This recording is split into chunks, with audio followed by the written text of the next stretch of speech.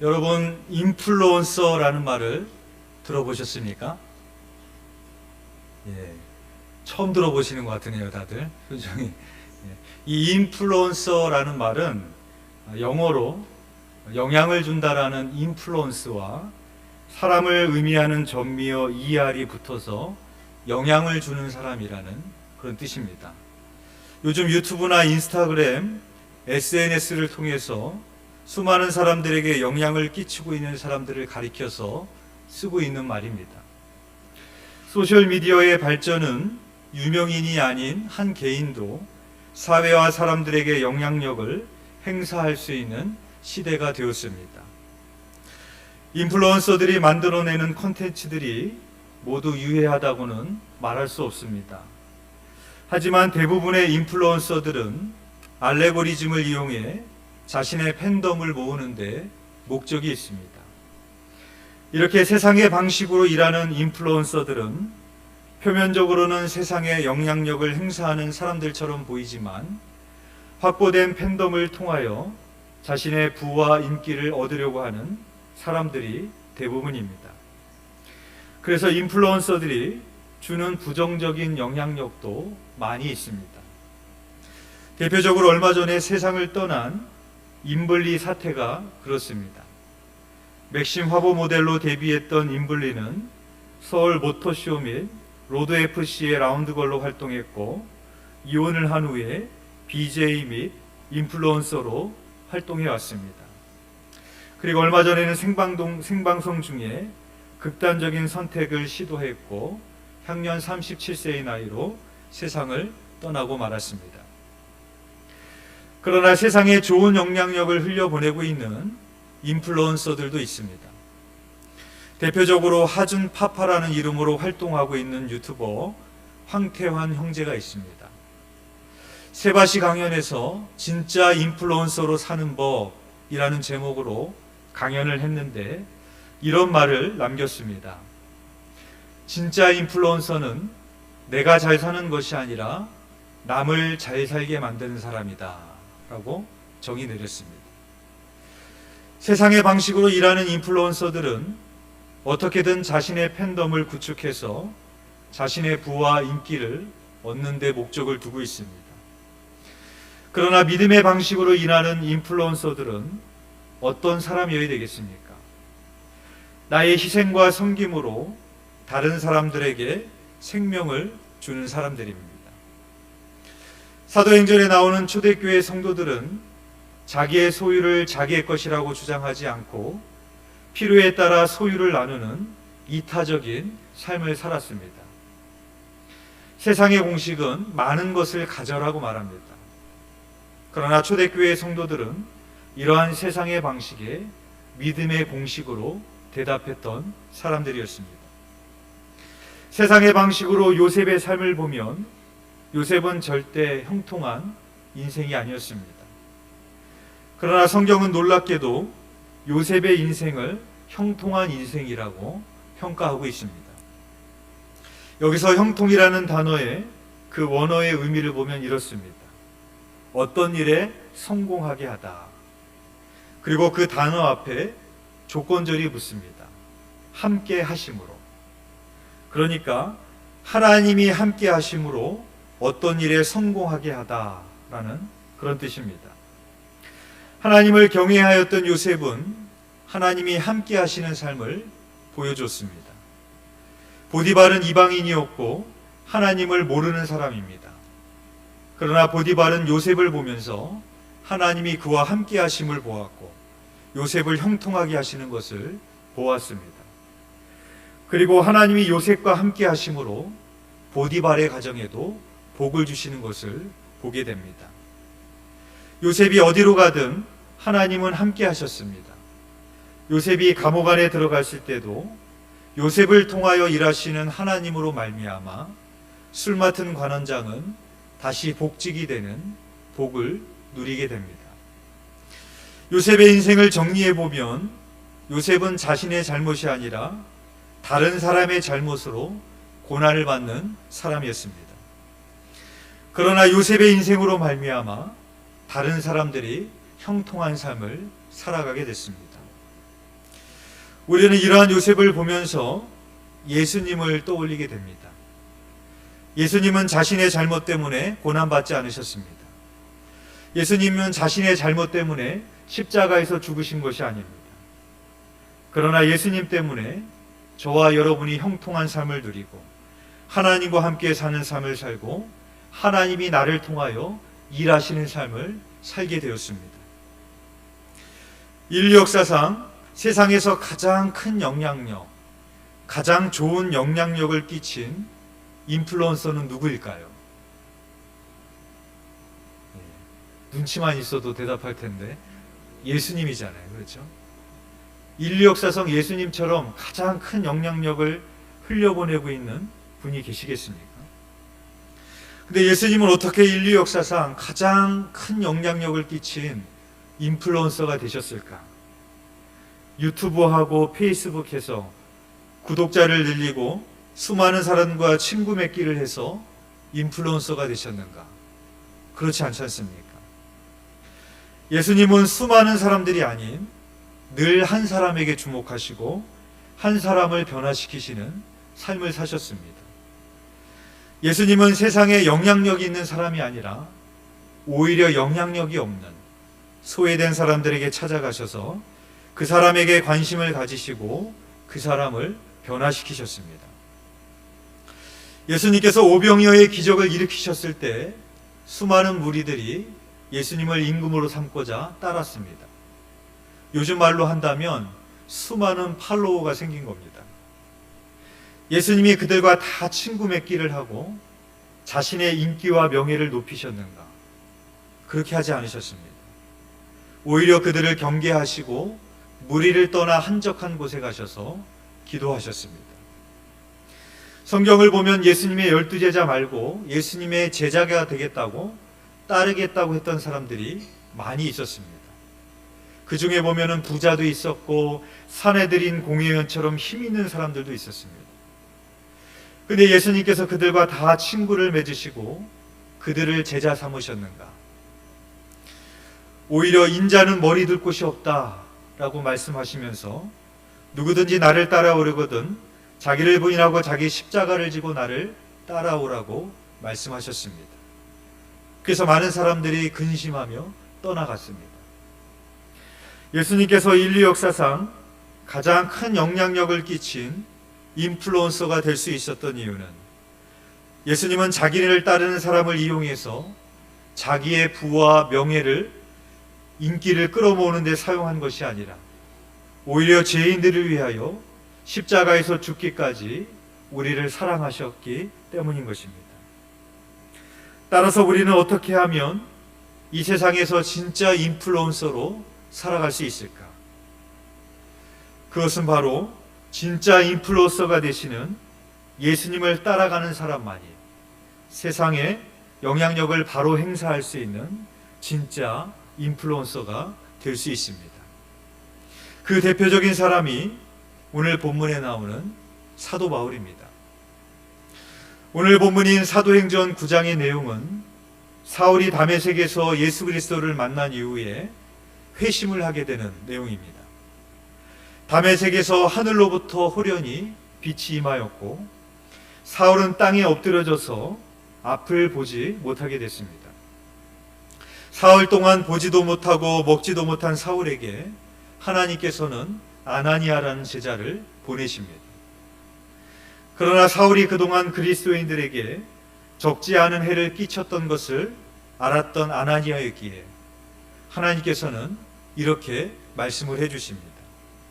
오늘 본문 사도행전 9장 15절에서 16절의 말씀입니다. 우리 함께 봉독하겠습니다.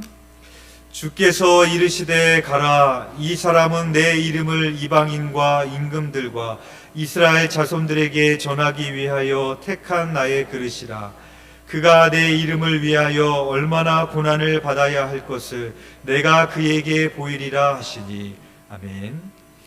하나님께서는 아나니아에게 사울은 내가 택한 그릇이라고 말씀하시면서 그가 내 이름을 위하여 얼마나 고난을 받아야 할 것을 내가 그에게 보이리라고 말씀하셨습니다.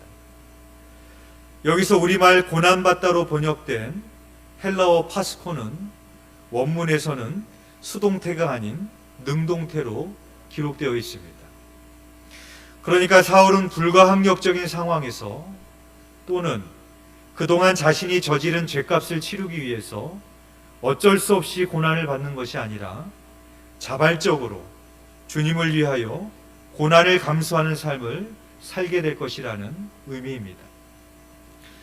또한 헬라어 파스코는 고난받다라는 의미와 함께 영향받다라는 의미를 가지고 있습니다. 그러므로 주님께서 사울을 가리켜서 그가 내 이름을 위하여 얼마나 고난받을 것인지를 내가 그에게 보이리라 하신 말씀은 그가 내 이름을 위하여 얼마나 영향받을 것인지를 내가 그에게 보이리라 라는 말씀과 동일한 말씀이 됩니다. 이것은 너무나도 당연한 일이 아니겠습니까? 주님의 사랑과 생명을 전하기 위해서 고난마저 감수한다면 그 사람에게 주님의 영향력이 얼마나 크게 미치겠습니까?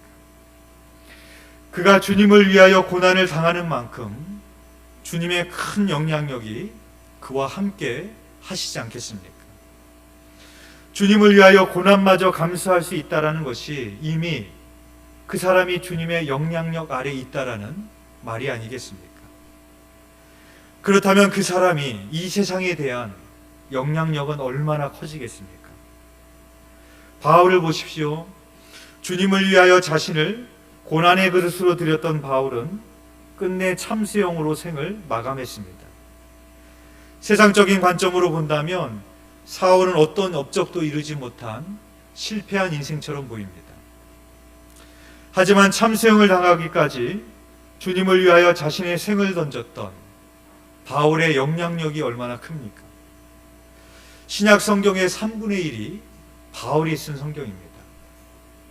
바울이 직접 쓰지는 않았지만 바울이 가르쳤던 제자가 쓴 디모데 전후서와 디도서가 바울의 영향력 아래서 쓰여졌다고 생각한다면 사실상 신약 성경의 절반이 바울의 작품이라고 해도 바울이 쓴 성경이라고 해도 과언이 아닙니다.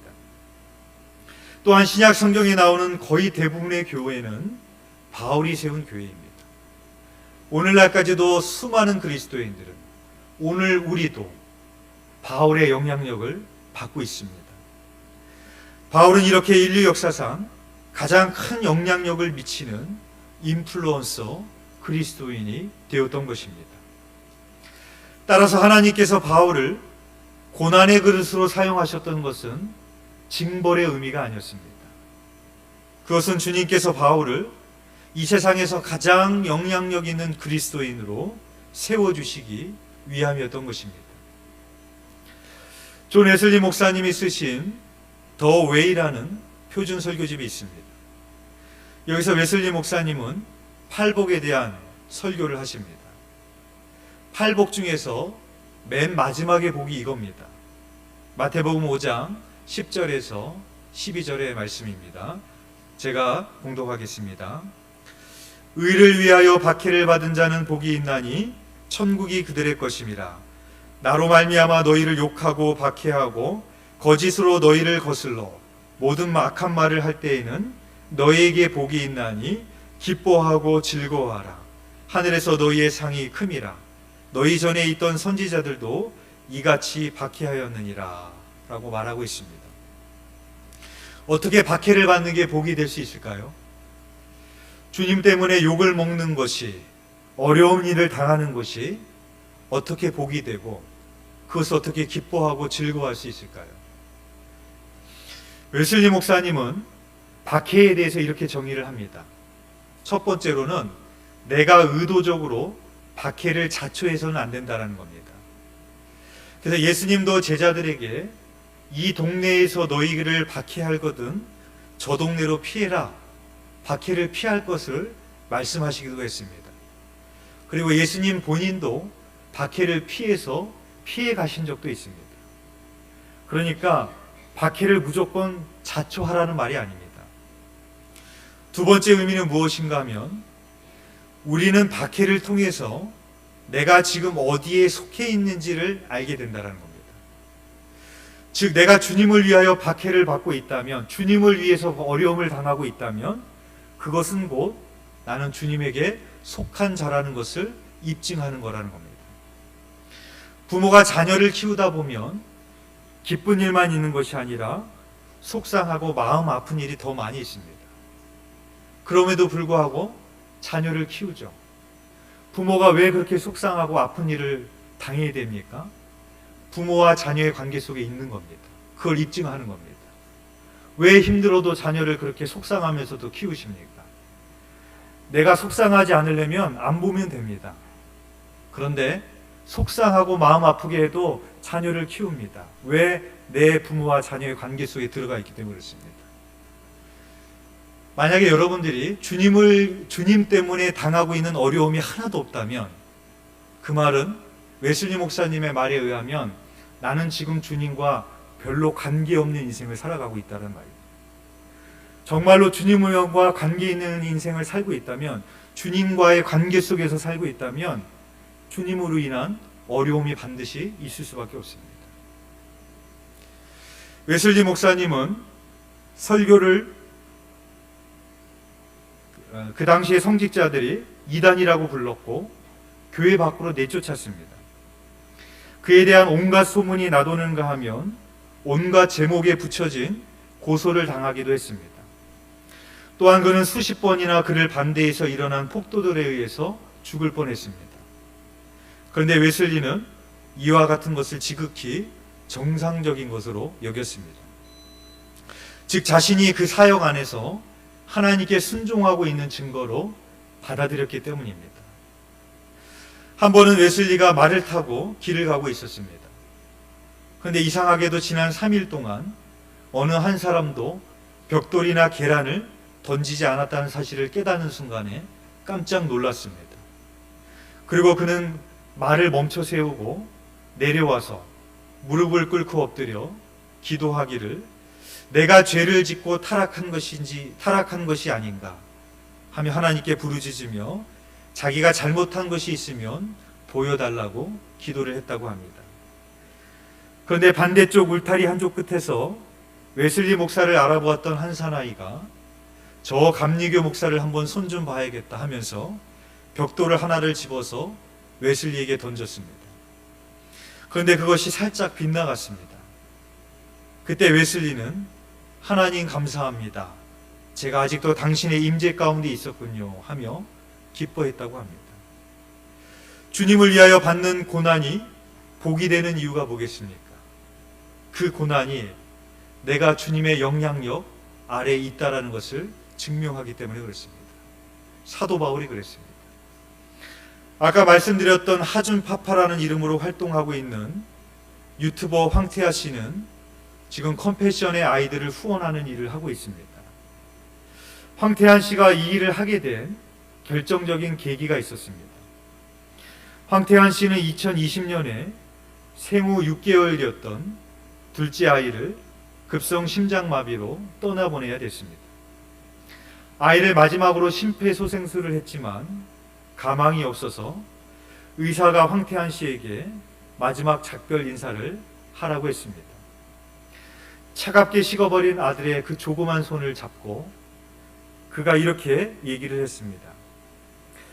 아빠가 너의 죽음이 그냥 죽음이 아닌 희생이었음을 반드시 증명시켜 줄게. 너가 그냥 왔다 간 것이 아니라 너는 반드시 너의 사명을 끝냈다라는 것을 아빠의 인생을 통해서 보여줄게. 그렇게 작별 인사를 했다고 합니다. 그리고 아이의 장례를 치르면서 장례식장에서 성경을 펼쳤는데 자기와 똑같은 아픔을 겪었던 다윗의 이야기를 읽게 됐습니다. 다윗이 자기의 죄 때문에 자기의 사랑하는 아들이 죽어가고 있었습니다. 다윗이 너무 슬퍼서 먹지도 않고 자지도 않고 눈물로 기도합니다. 그러다가 그 아이가 하늘나라로 갑니다. 신하들이 걱정을 합니다. 아이가 죽지 않았을 때도 저렇게 슬퍼했는데 아이가 하늘나라로 갔다고 그러면 다윗이 너무 절망할까봐 걱정이 됐습니다. 신하들이 웅성웅성하는 소리를 듣자 다윗이 자리에서 벌떡 일어납니다. 왜냐하면 자식이 하늘나라로 갔다라는 것을 알았기 때문이었습니다. 그리고 다윗은 몸을 씻고 옷을 갈아입고 몸에 기름을 바르고 식사를 합니다. 그 모습을 봤던 신하들이 너무나도 의아하게 생각을 합니다.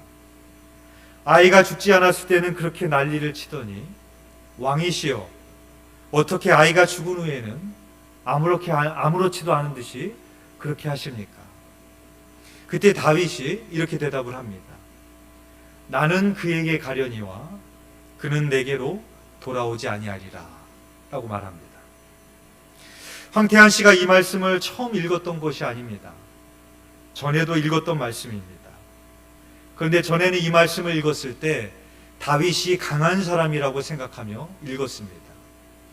다윗은 의지가 강하니까, 비범하니까, 믿음이 좋으니까, 다른 사람과는 다르니까 그렇게 행동했다고 읽었습니다.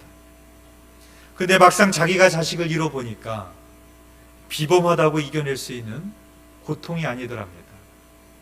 그래서 그 말씀이 새롭게 읽히더랍니다. 아마 다윗은 평생을 슬픔에 사무쳐서 살았을 겁니다. 다윗은 너무 슬프고 고통스러워서 무릎이 다 까질 정도로 바닥을 기어다니며 울었을 겁니다. 그런데 다윗은 이렇게 얘기했습니다. 나는 그에게 가려니와 그는 내게로 돌아오지 아니하리라. 죽은 아이가 나에게 돌아올 수는 없지만 부활이 있고 천국이 있기에 나는 그 아이에게로 갈 수 있습니다. 그렇기 때문에 거기에 소망이 있는 겁니다. 그래서 이 황태한 씨도 그 소망을 가지고 다시 만날 그 아들에게 부끄럽지 않은 아빠가 되기 위해서, 그 아들의 남아있는 사명을 이루기 위해서 슬픔을 딛고 일어나서 많은 아이들을 살리는 일을 하고 있습니다. 하나님은 황태한 씨에게 이해할 수 없는 고난을 허락하셨지만 그 고난을 당한 황태한 씨는 파스코, 주님의 영향력 아래 살게 됐습니다.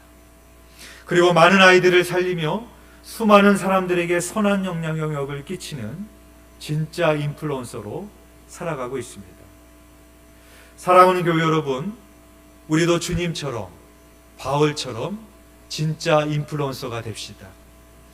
나를 통하여 누군가를 살리는 인생, 나를 통하여 누군가가 형통해지는 인생, 나를 통하여 세상에 소망이 없던 사람이 소망을 찾을 수 있는 인생, 나를 통하여 누군가가 주님을 볼 수 있는 인생, 그런 이 세상의 진짜 인플루언서가 되시기를 주님의 이름으로 축원드립니다.